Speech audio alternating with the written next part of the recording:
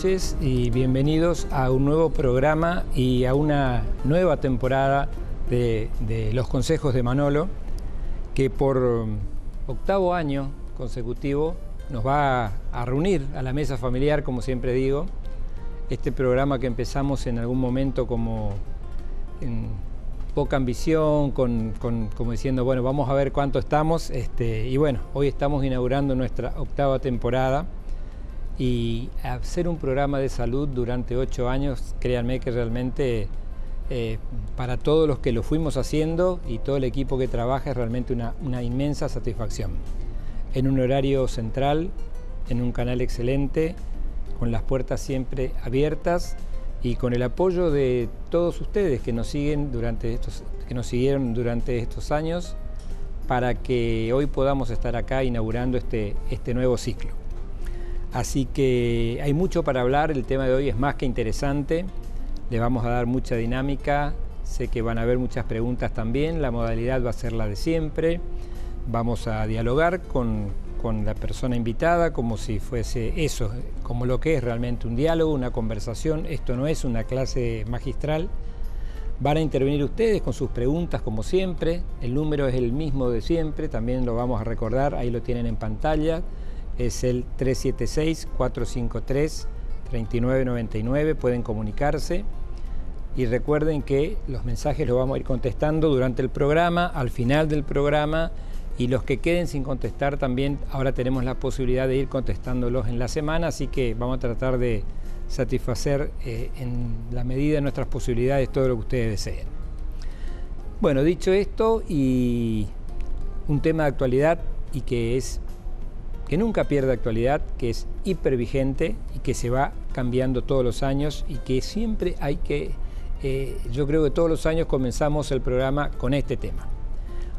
Hoy convocamos a una especialista en el tema, ella es médica pediatra, es infectóloga pediátrica, trabaja en el Hospital de Pediatría, doctor Fernando Barreiro, es la jefa del servicio de infectología, pero aparte tiene un montón de otras cosas, ¿no es cierto? Es docente en la UCAMI, trabaja en investigación en la UCAMI también, realmente una persona que le ha dedicado toda su capacidad y su profesión a esta especialidad que es tan delicada y que es la infectología pediátrica y que tanta falta hace. Así que, doctora Liliana Arce, bienvenida, un placer tenerte de nuevo aquí en nuestro programa, así que vamos a tratar de aprovechar al máximo.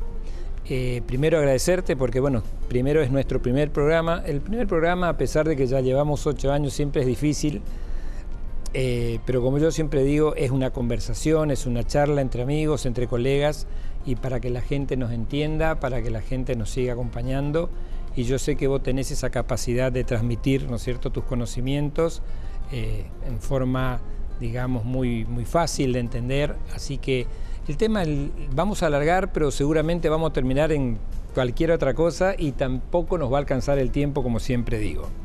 El tema que nos convoca hoy es vacunas. Desde el calendario oficial, desde el calendario alternativo, desde vacunas que se han puesto, que no se han puesto, contraindicaciones, hay un montón de cosas para hablar. Pero creo que lo más importante en principio es, bueno, que nos cuentes qué son las vacunas y por qué estás sentado hoy acá. Bueno, en primer lugar te agradezco infinitamente, para mí es un placer por favor, formar parte de este primer programa, sabes cuánto te aprecio, te quiero. Y bueno, sí, el tema vacuna es un tema sumamente importante, un tema de muchas controversias, de muchas dudas, así que vamos a tratar en una forma de un lenguaje adecuado para la comunidad. Esa es la misión que uno tiene en este programa, de informarles a ellos. ¿Qué son las vacunas? Las vacunas son elementos biológicos, para que se entienda, son microorganismos que producen enfermedades infecciosas que han sido atenuados, es decir, que se le ha sacado la virulencia para no provocar enfermedades, pero no tanto para poder provocar anticuerpos. O a veces han sido atenuados, inactivados, quiere decir que directamente están muertos y se utiliza esa o porciones de ellos o el germen muerto. Entonces, en las atenuadas vamos a tener una respuesta muy poderosa y en las inactivadas, que ya están muertas, vamos a tener una respuesta menor. Por eso son vacunas que tienen varios refuerzos. Lo primero que tenemos que tener bien claro es que no producen enfermedad, ¿no? Sino que estimulan al sistema de defensa para formar anticuerpos para cuando nos expongamos a esas bacterias, a esos virus, llamémosles el virus del sarampión, el virus de influenza, el tétano, nosotros tengamos anticuerpos y no hagamos la enfermedad, o si la hacemos la vamos a hacer muy leve, vamos a hacer formas graves. Ese es el concepto primero que tenemos que tener de vacunas, ¿no? Porque en este momento delicado de muchas redes sociales e internet con el tema de las antivacunas, tiene que quedar muy claro esto, ¿no? Que las vacunas no producen enfermedades, ni tampoco lo que conlleva hacer una vacuna, porque no solamente está ese microorganismo atenuado, inactivado, sino también que tenemos necesidad de antibióticos para que no entren en esa vacuna virus o bacterias que la alteren. Y ahí tenemos la neomicina, la kanamicina, y también a veces tenemos también otros elementos mercuriales como es el timerosal, que está provocando mucho lío, pero lo necesitamos. Y la cantidad que tiene eso es totalmente, no produce ningún daño a nivel del organismo. Necesitamos como para ayudar a que esa vacuna realmente sea efectiva. Ninguno de los agregados en la vacuna producen efectos colaterales. Pueden producir algunos efectos, pero siempre son mínimos. Eso tiene que quedar muy, muy claro. Sí. Si uno no tiene muy en claro esto, pueden pasar, hay hechos históricos, ¿no es cierto?, que han marcado un poco etapas. Por ejemplo, creo que fue en el año 98, en 1998, un investigador inglés publicó, ¿no es cierto?, y digamos, teóricamente una investigación muy, muy importante, donde prácticamente aseveraba que la vacuna triple viral podía producir o llevar a lo que hoy se conoce como un autismo o como un TEA, ¿no es cierto? Sí. 6 años después se demostró que era algo totalmente falso, que los datos estaban falseados, que se habían tomado, digamos que estaba todo armado, ¿no es cierto? Científicamente no se pudo demostrar, pero bueno, pero provocó mucho daño, mucho, porque durante mucho tiempo hubo gente que en base a eso no se vacunó. Entonces, ¿cuál es el problema hoy por el cual, y es una consulta frecuente, los dos somos pediatras, y decimos, ¿por qué hay mamás o hay papás que no quieren vacunar a sus niños? Bueno, en realidad en la infectología tratamos de no decir grupos antivacunas. No nos gusta decir así porque como muy agresivo. Decimos padres que no creen en las vacunas. ¿Por qué? Por ejemplo, hay gente naturista, ¿no? Gente que dice que uno tiene que vivir en la naturaleza, que hay que tratar de, como no hacían nuestras madres porque no tenían esa vacuna, de adquirir la enfermedad a través del virus y no evitarla con una vacuna, que creen que de esa manera hay menos daño que con la vacuna, ¿no? Por eso también hablan de no usar el agua potable, no usar elementos sintéticos, de vuelta a volver a las huertas. Pero nosotros que hemos visto niños no vacunados y que estamos en terreno y que vemos, por ejemplo, un chico no vacunado que hace una neumonía grave y se muere por neumococo, o un niño no vacunado por neumococo o anófilo influenza que agarra una meningitis y se muera, que queda dañado. O en nuestras épocas de la residencia veíamos difteria, que eran membranas en la garganta que se iban hacia abajo y producían una miocarditis y se moría. Entonces, la gente que estamos en terreno y vemos que no colocarse vacuna y tener enfermedades por eso, y que pueden producir muerte, daño, morbilidad, es decir, secuela, tenemos que tratar de convencer a esa gente que no es lo ideal que uno adquiera inmunidad por contacto con la bacteria o el virus, sino evitarla a través de la vacuna. Hay otro grupo que ahora en este momento es muy interesante. En este momento hay un brote de sarampión en Washington, en New York, porque la comunidad judía ortodoxa ha determinado que la vacuna del sarampión tiene restos de sangre de cerdo y de ratones. Entonces no vacuna a esos chicos. ¿Qué ha provocado eso? 12.000 casos y un montón de muertes. El alcalde de una de esas localidades toma una determinación muy brusca, ¿no?, de hacer una multa de $1.000 y de evitar la entrada, el ingreso en las escuelas de los no vacunados. Entonces, uno, cuando va tomando estas medidas de no vacunar a los hijos, uno no está viendo lo que viene después, porque las enfermedades siguen existiendo. Lo que no vemos es porque hemos vacunado mucho tiempo y hemos apagado la viruela, que fue una enfermedad sumamente grave en los años 50, 40, ha sido erradicada gracias a la vacuna. Otra cosa que vimos, gracias a la colocación de la vacuna Prevenar, que es la vacuna del neumococo, tenemos mucho menos neumonías y mucho menos meningitis. La coqueluche ha traído muchos problemas en el 2009. Entonces se dijo, bueno, a ver, ¿qué se hace para que estos chiquitos menores de 6 meses no se mueran? Porque se morían de coqueluche. Entonces se hace un refuerzo. Se piensa en la embarazada, que es la que va a estar con el bebé, y se le pone la triple celular en el embarazo, y se piensa en los adolescentes, que eran los que traían la enfermedad, y se le va a los 11 años la vacuna. Y hemos mejorado muchísimo. Seguro. Entonces, si uno quiere, hablar con estos grupos antivacunas, lo tiene que hacer conciencia. Tiene que demostrarle que gracias a la vacuna hemos disminuido muertes, secuelas, internaciones, hasta hablemos de gasto en salud pública. Cuando gastamos menos, podemos invertir más en otras profilaxis. O sea que eso es lo que yo le diría a los padres que no quieren vacunar a sus hijos, ¿no? Que realmente piensen y vean que hay gente estudiando hace mucho tiempo, que hay mucha comunidad científica que avala que las vacunas realmente son efectivas y que no producen daño, sino beneficio. Sí, hay cosas increíbles, ¿no? Porque estaba leyendo el otro día en las noticias, hay un crucero dando vueltas con gente que tiene sarampión. Dice, pero ¿cómo sarampión? Y no en Argentina, ¿no es cierto? Y no en el noroeste ni en el nordeste argentino, sino en gente que está arriba de un crucero, que paga fortunas para viajar allí, y sin embargo en cuarentena porque 1, 2 o 3 personas han contraído sarampión, una cosa increíble, ¿no?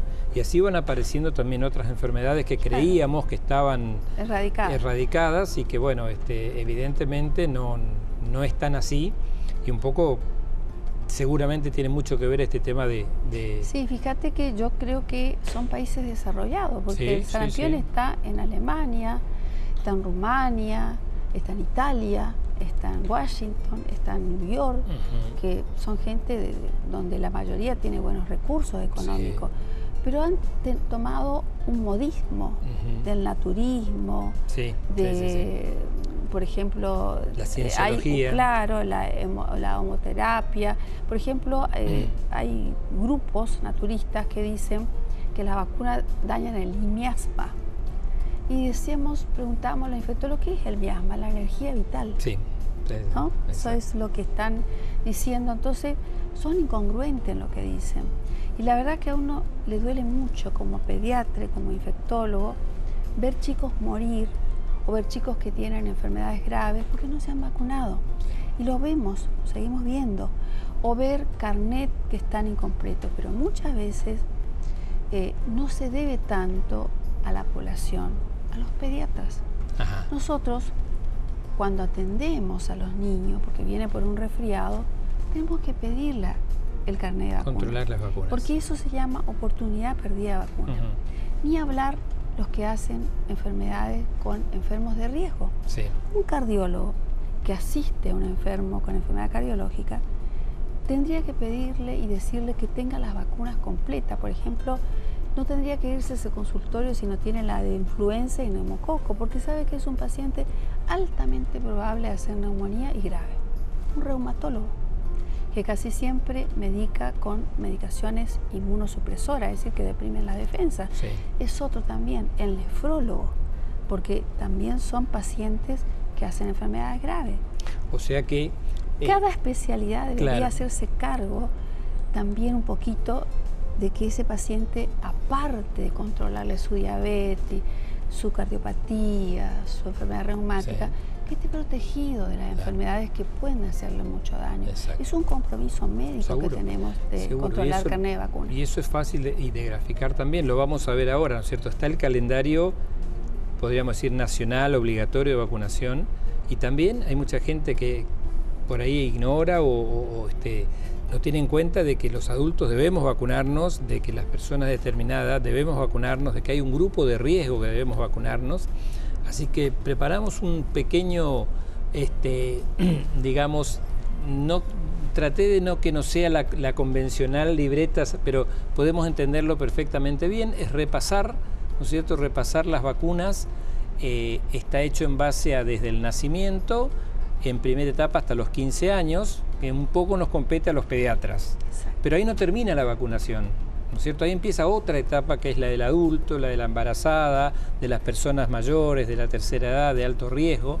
Así que tenemos una posibilidad de irnos al primer corte haciendo un repasito de las vacunas que son obligatorias y que ningún niño debe dejar de tener en su calendario de vacunación, porque aparte son gratuitas, ¿no es cierto? Perfecto. Si volvemos entonces a esta diapositiva... Bueno, yo de eso diría, sí. A ver, la BCG, ¿por qué es importante?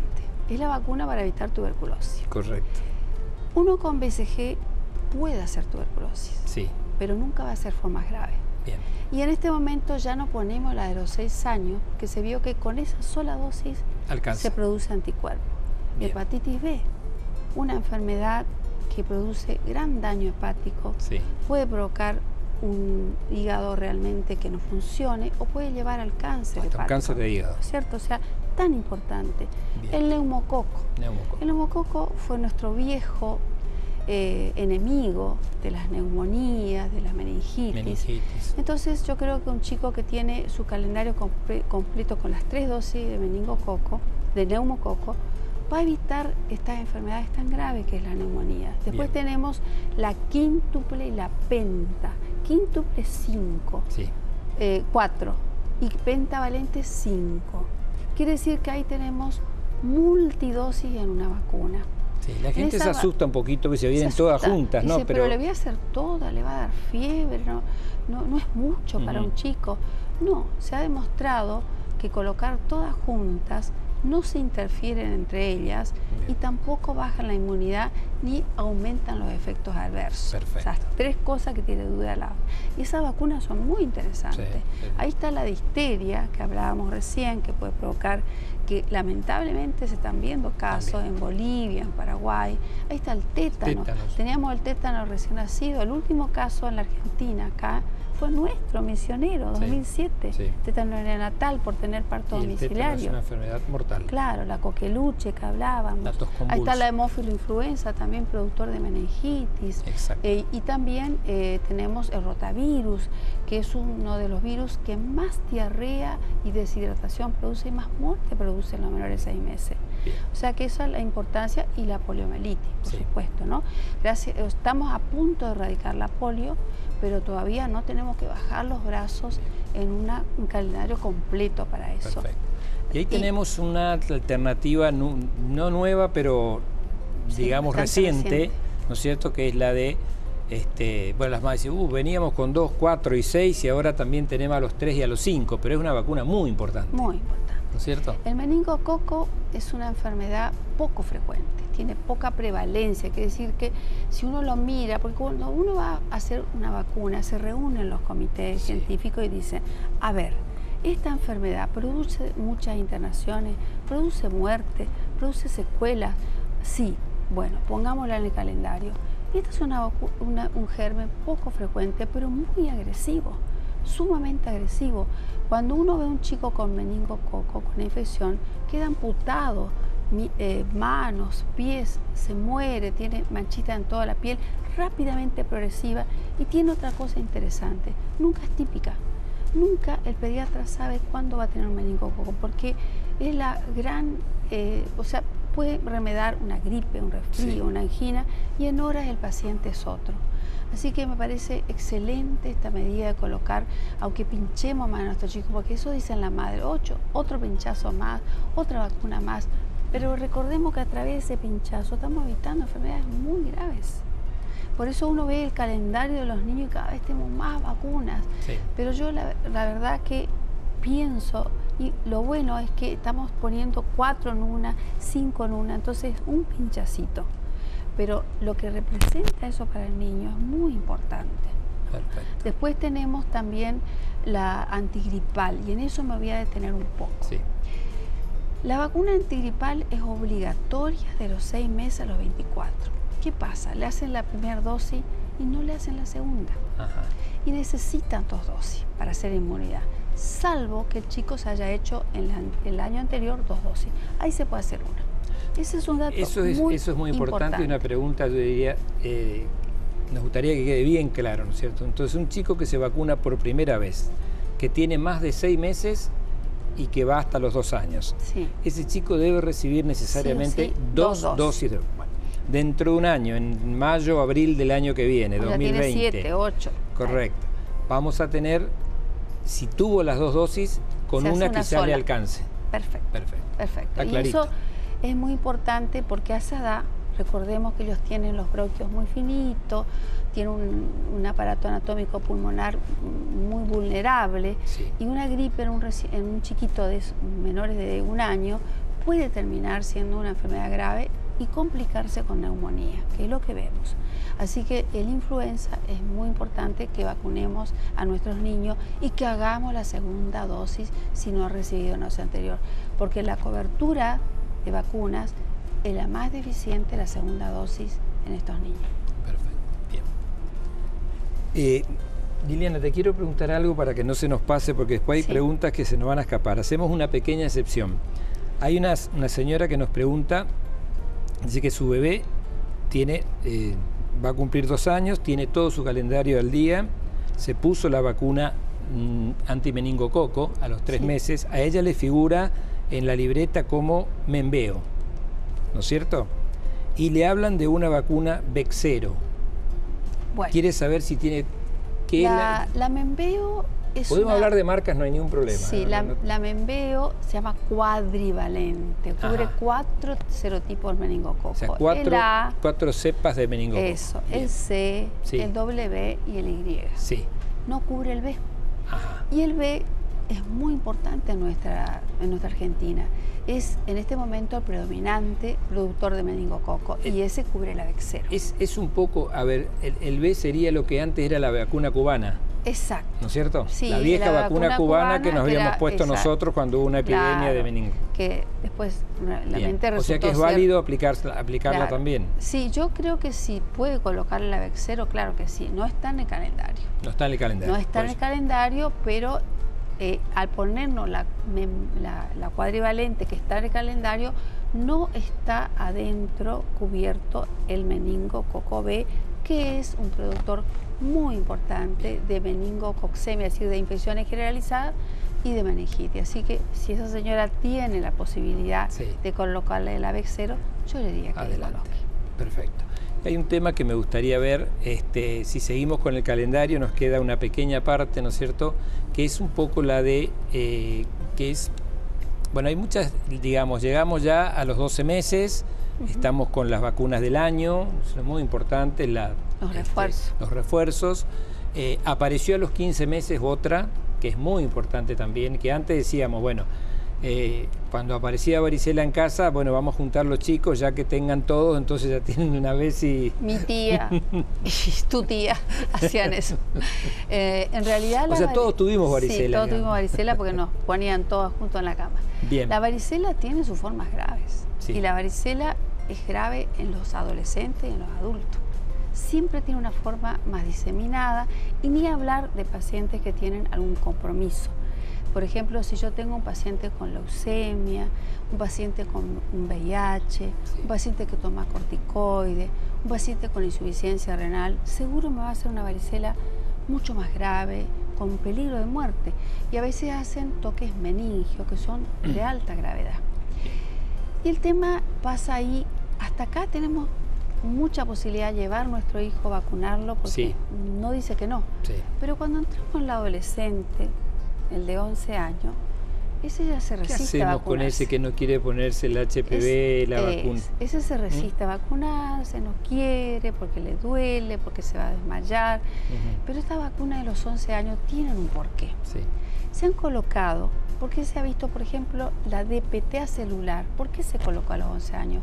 Porque se vio que la vacuna de la coqueluche, que nos hicimos la última a los 18, perdía inmunidad a los 4 o 8 años. Sí. Entonces estos chicos de 11 años, ¿qué hacían? No hacían la tos quintosa, esa que quedábamos rojos y salían mocofilantes. Tosían 2 semanas. Sí. Y eran los que contagiaban, transmitían a los lactantes y eran los que producían esta enfermedad tan grave. Entonces dijimos, tenemos que vacunar a 2 personas para evitar esto. A la embarazada, que va a estar cerca de su bebé, triple célula de la embarazada, y a los 11 años, que va a durar en el adulto joven para que no transmita la coqueluche. Ese fue el sentido de los 11 años. Perfecto. La HPV tiene un sentido porque sabemos que está evitando el cáncer de cuello uterino y también las formas genitales de verruga.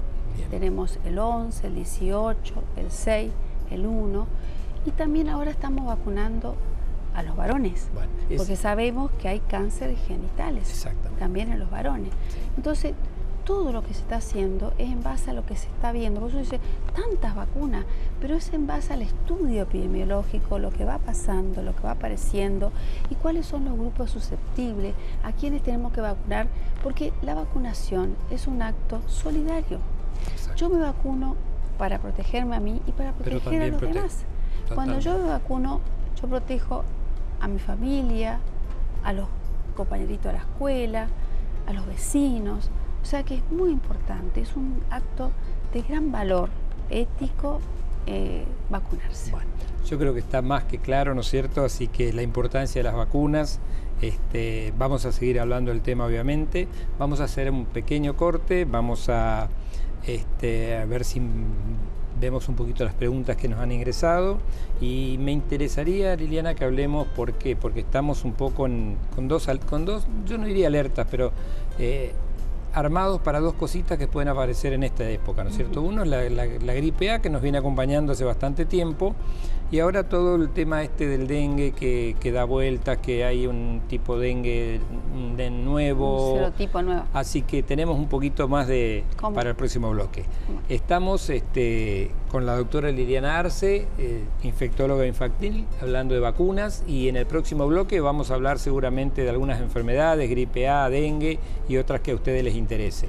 No se vayan, en un par de minutos volvemos.